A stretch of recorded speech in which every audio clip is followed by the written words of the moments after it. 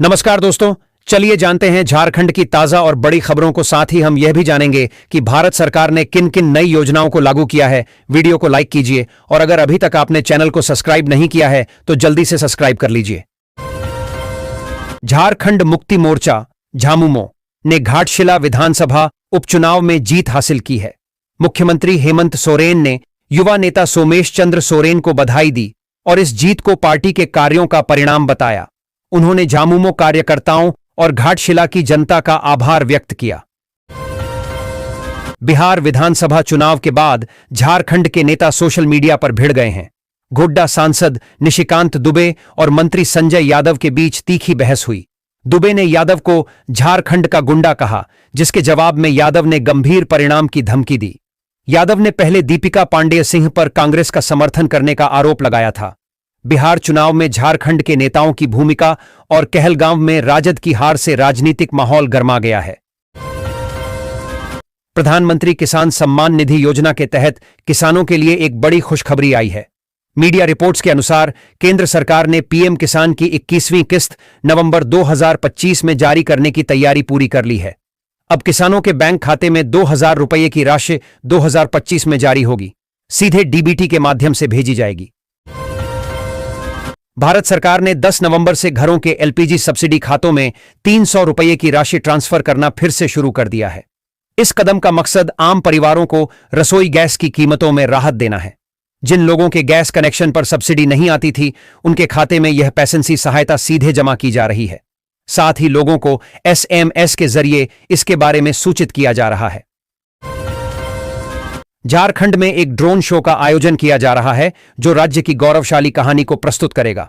शगुन पाठक और शिल्पा राव अपनी कला से दर्शकों को मोहित करेंगे। यह कार्यक्रम झारखंड की संस्कृति और इतिहास को एक नया आयाम देगा, जिससे लोगों को राज्य की विरासत के बारे में जानने का मौका मिलेगा।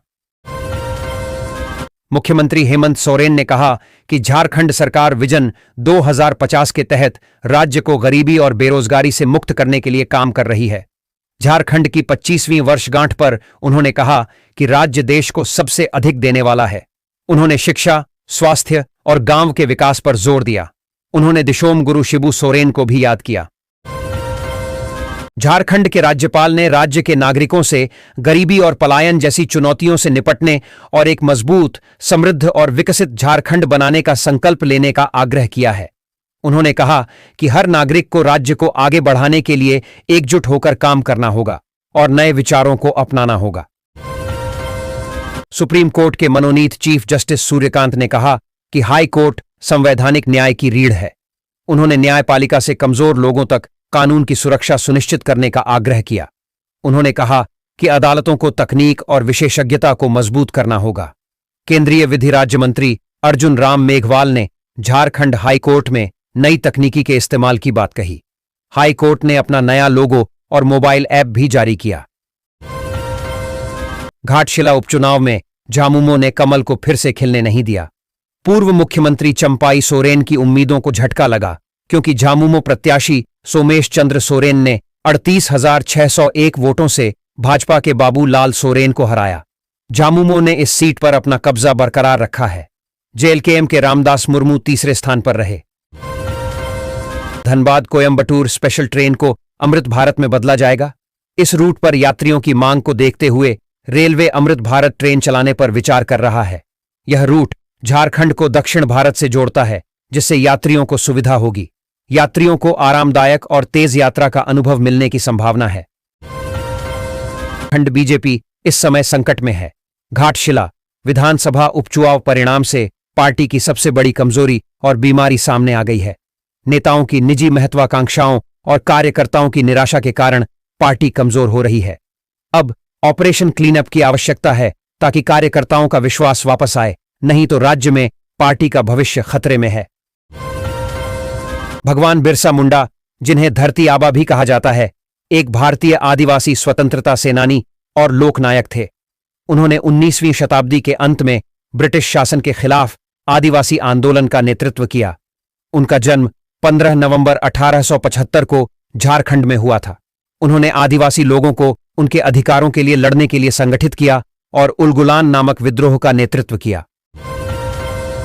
नवंबर के दूसरे पखवाड़े में कड़ाके की ठंड पड़ने की संभावना है, जिससे तापमान में गिरावट आएगी। मौसम विभाग ने 14 से 20 नवंबर के बीच न्यूनतम तापमान 6 से 13 डिग्री सेल्सियस रहने का अनुमान जताया है। पश्चिमी और मध्य भागों में शीतलहर का येलो अलर्ट जारी किया गया है।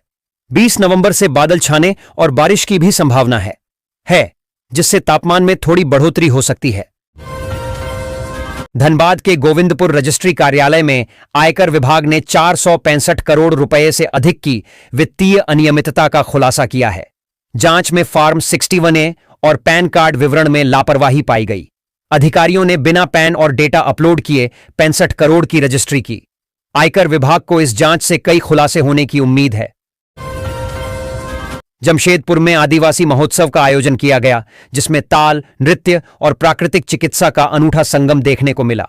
महोत्सव में आदिवासी संस्कृति की झलक, प्राकृतिक चिकित्सा का महत्व और आदिवासी कला और शिल्प की प्रदर्शनी शामिल थी। यह महोत्सव एकता और सद्भाव का संदेश देता है। घाटशिला विधानसभा उपचुनाव में झामुमो उम्मीदवार सोमेश चंद्र सोरेन ने रिकॉर्ड मतों से जीत दर्ज की। जादूगोड़ा मंडल में, जिसे भाजपा का गढ़ माना जाता था, जेएमएम ने 665 वोटों का उलटफेर किया। ग्रामीण इलाकों में जेएमएम की पकड़ मजबूत हुई, जबकि शहरी क्षेत्रों में भाजपा का प्रभाव बना रहा। यह जीत जामुमो के लिए एक बड़ी राजनीतिक और मनोवैज्ञानिक उपलब्धि है। जमशेदपुर में स्थापना दिवस के अवसर पर बिरसा मुंडा के संदेश को याद किया गया।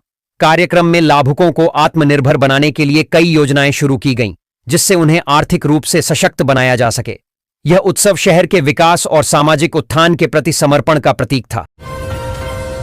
झारखंड में हेमंत सोरेन और कल्पना सोरेन की जोड़ी ने 5 पूर्व मुख्यमंत्रियों की रणनीति को मात दी।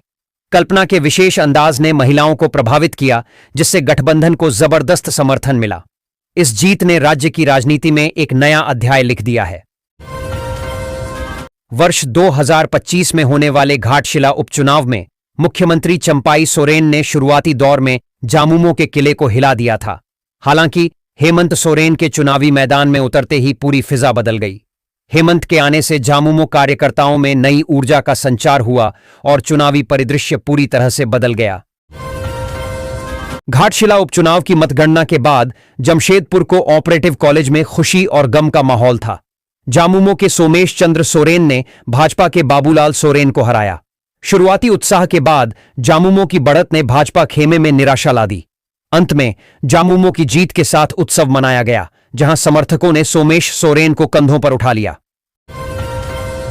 कोलकाता हाईकोर्ट ने सेल कर्मचारियों के लिए उच्च पेंशन के लाभ को बरकरार रखा है। इस फैसले से कर्मचारियों में खुशी की लहर है, क्योंकि अब उन्हें सेवानिवृत्ति के बाद बेहतर आर्थिक सुरक्षा मिल सकेगी। अदालत का यह फैसला सेल कर्मचारियों की पेंशन योजना के लिए एक महत्वपूर्ण जीत है। देश भर की महिलाओं के लिए बड़ी खुशखबरी सामने आई है। सरकार ने मनिया सम्मान योजना के तहत मिलने वाली 16वीं किस्त की आधिकारिक तारीख का ऐलान कर दिया है। जो भी महिलाएं इस योजना के तहत पहले से लाभ ले रही हैं, उनके बैंक खाते में एक बार फिर 2,500 रुपये की राशि ट्रांसफर की जाएगी। लेकिन ध्यान रहे, इस बार भुगतान केवल इन्हीं योग्य महिलाओं को दिया जाएगा जिनके दस्तावेज और बैंक विवरण पूरी तरह सही हैं। अगर आपका बैंक अकाउंट आधार से लिंक नहीं है, तो आपके खाते में पैसा अटक सकता है। देश के गरीब और आर्थिक रूप से कमजोर नागरिकों को खाद्य सुरक्षा सुनिश्चित करने के लिए केंद्र सरकार की राशन कार्ड योजना एक महत्वपूर्ण आधार है। इस प्रणाली में अधिक पारदर्शिता लाने और पात्र लाभार्थियों को ही लाभ मिले, यह सुनिश्चित करने के लिए खाद्य एवं नागरिक आपूर्ति विभाग की ओर से एक महत्वपूर्ण निर्देश जारी किया गया है। अब सभी राशन कार्ड धारकों के लिए ई-केवाईसी अपडेट करवाना अनिवार्य कर दिया गया है। बिहार में नई सरकार बनाने की तैयारी चल रही है। गठबंधन दलों के बीच बैठकों का दौर जारी है, जिसमें कैबिनेट में किस दल का दबदबा रहेगा और मुख्यमंत्री कौन बनेगा, इस पर चर्चा हो रही है। मुख्यमंत्री पद के लिए कई नेता अपनी दावेदारी पेश कर रहे हैं। सबकी निगाहें सरकार गठन पर टिकी हैं। बिहार विधानसभा चुनावों में एनडीए की जीत के बाद सरकार गठन की प्रक्रिया तेज हो गई है। चिराग पासवान ने बताया कि लगातार सरकार गठन को लेकर बात चल रही है। एनडीए ने 202 सीटों के साथ बहुमत हासिल किया है, जिसमें भाजपा 90 सीटों के साथ सबसे बड़ी पार्टी है। महागठबंधन को केवल 35 सीटें मिलीं। भारतीय टेस्ट टीम के कप्तान शुभमन गिल को कोलकाता टेस्ट मैच में चोट लग गई थी। साउथ अफ्रीका के खिलाफ खेले गए इस मैच में गिल दूसरी पारी में बैटिंग करने भी नहीं उतरे थे। ऐसे में सवाल है कि क्या वह गुवाहाटी में खेले जाने वाले दूसरे टेस्ट मैच में खेलेंगे या नहीं। भाजपा ने कांग्रेस पर बिहार में महागठबंधन की हार का ठीकरा मतदाता सूची पर फोड़ने का आरोप लगाया है। भाजपा का कहना है कि जनता ने देश विरोधी गतिविधियों और समाज को बांटने की कोशिशों के लिए विपक्षी गठबंधन को दंडित किया है। भाजपा नेता तरुण चुघ ने कहा कि बिहार के लोगों ने राजग को विकास के लिए चुना है और प्रधानमंत्री मोदी पर अपना विश्वास जताया है। बिहार विधानसभा चुनाव के नतीजों ने राष्ट्रीय राजनीति में तृणमूल कांग्रेस को मजबूत किया है। शीतकालीन सत्र में पार्टी विपक्षी एकता का नेतृत्व करने की कोशिश करेगी। कांग्रेस की हार के बाद टीएमसी क्षेत्रीय दलों का नेतृत्व करने के लिए तैयार है। ममता बनर्जी ने बिहार चुनाव में प्रचार नहीं किया क्योंकि वे राहुल गांधी के साथ मंच साझा नहीं करना चाहती थीं। टीएमसी का मानना है कि कांग्रेस को क्षेत्रीय दलों के साथ सीटों के लिए मोलभाव नहीं करना चाहिए। झारखंड के मुख्यमंत्री हेमंत सोरेन ने महागठबंधन में अपनी भूमिका का निर्वाह बखूबी किया है। उन्होंने गठबंधन के सिद्धांतों का पालन किया और उसे मजबूत करने में योगदान दिया। झारखंड स्थापना दिवस के रजत जयंती समारोह में कांग्रेस कोटे के वरिष्ठ मंत्री राधाकृष्ण किशोर और राजद के संजय प्रसाद यादव को मंच पर प्रमुखता से स्थान मिला। रणजी ट्रॉफी में झारखंड ने आंध्र के विरुद्ध पहले दिन 259 रन बनाए, जिसमें शरणदीप सिंह का शानदार शतक शामिल है। शरणदीप ने बेहतरीन बल्लेबाजी करते हुए 100 रनों की पारी खेली और टीम को मजबूत स्थिति में पहुंचाया।